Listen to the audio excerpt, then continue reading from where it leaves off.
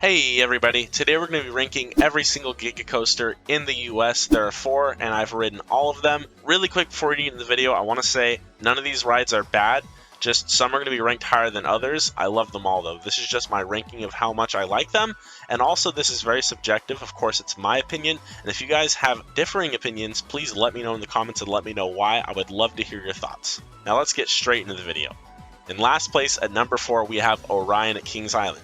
Now, as I was just saying, this ride is not bad. It is just simply a little bit shorter, a little bit less intense than the other rides. Of course, it has an amazing 84-degree, 300-foot first drop with those B&M clamshell restraints that are pretty much the best restraint out there, if not one of the best. And yeah, there's a lot of great elements like the speed hill and camelback after that big turnaround.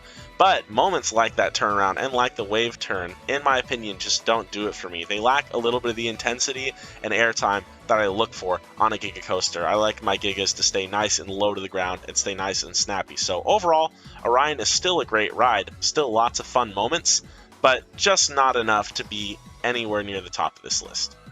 And at number 3, we have Millennium Force at Cedar Point. This is the original Giga coaster and is still one of my favorite rides I've ever ridden.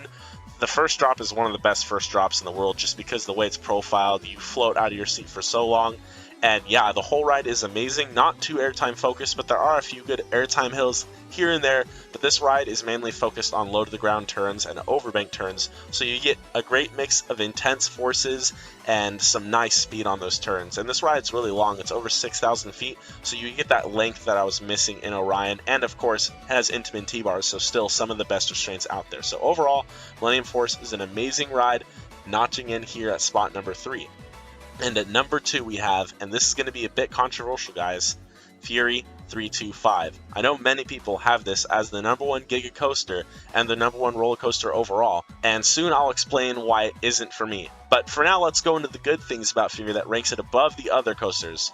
Now, when it comes to the drop, it's about the same as Orion, and of course you have the same B&M clamshell restraints, but when it comes to the layout itself, it is exceptional, much better than Orion and Millennium Force. It does stay low to the ground for the most part, which is what I like, but even on the elements where it goes high above the ground, you're either getting some amazing airtime or great snap.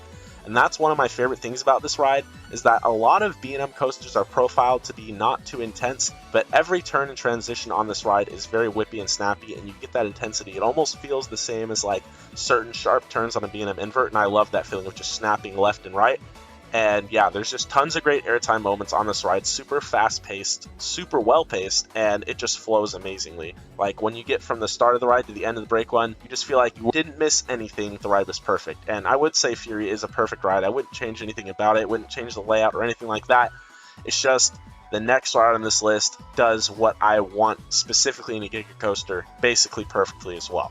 So yeah, Fury 325, an amazing ride, but for me, the number 1 Giga coaster is Intimidator 305 at King's Dominion. Now, I know this is controversial because there are many people out there who do not like this ride, say it's not re-rideable, say that it just doesn't do it for them, they don't enjoy the gray out or whatever. And some people even say it's not that intense, and I just think that's completely ridiculous because I-305 is just about the most intense ride I've ever ridden. Of course, you got an amazing 300-foot drop, and after that, the notorious turn that causes a gray out, which it did for me, and all the snip snaps in the ride that it's known for. There are a few airtime moments as well which are hindered by these restraints. That's the one thing that all 3 of the other Gigas have on I-305's the restraints, but I like an intense, fast-paced, insane ride for a Giga that stays low to the ground, and no Giga does this better than Intimidator 305. Most of the Gigas come back at least like 100-150 feet in the air after the first drop, but I-305 stays extremely low to the ground. The highest point after the first drop is that first airtime hill under the lift hill, and that doesn't even come close to half the height of the roller coaster. So you're hauling through this ride at 80 to 90 miles an hour basically the whole time, and like I said, going through those crazy snappy transitions. So yeah, for me, I-305 is the best. It's just an absolutely insane and brutal ride, and I know there are probably a few of you who have watched my top 25 coaster video, so I know some of you probably knew how these were going to rank out, but I'm still glad that I made this video because I was able to explain to you guys why I have each of them ranked where they are. So that is going to do it. Thank you guys for watching. If you enjoyed the video, drop a like. And like I was saying before, if you have any thoughts or comments or different opinions, please feel free to leave a comment down below and subscribe to the channel if you are new or enjoying the content. I would really appreciate it. Thank you all for watching. I will see you in the next one.